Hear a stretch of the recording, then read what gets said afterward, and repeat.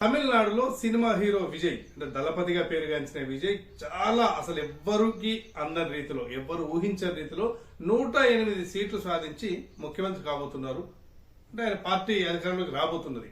ఇక్కడ తెలంగాణ విషయానికి వచ్చేసరికి అంటే తమిళనాడులో చైతన్యం గల ప్రజలందరూ కొత్త తరం వారందరూ కూడా విజయ్ అనే కొత్త నాయకుని కోరుకున్నారు. కాబట్టి మేము ఇక్కడున్న పార్టీలందరికంటే కొత్త వాళ్ళం కాబట్టి మమ్మల్ని కోరుకుంటారు అని చెప్పి ఇప్పుడు పార్టీలు ప్రారంభించిన ఇటు కవిత గారు కావచ్చు, ఇటు మల్లన్న గారు కావచ్చు, ఇంక కొంతమంది కావచ్చు ఆశల్లో ఉన్నారు. సరే, మేబీ తమిళనాడు తెలంగాణ విషయానికి వస్తే తమిళనాడులో మామూలుగానే సినిమా ప్రభావం ఎక్కువ.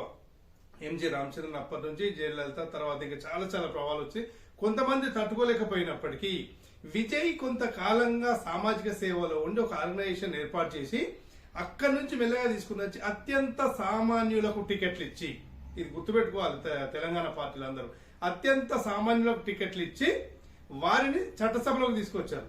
సరే, వీళ్ళు ఎలా పరిపాలిస్తారు, వీళ్ళకి ఏం తెలుసు అనే క్వశ్చన్, దాని ఈక్వేషన్, దానికి సంబంధించిన తర్వాత వీడియోలు చూద్దాం.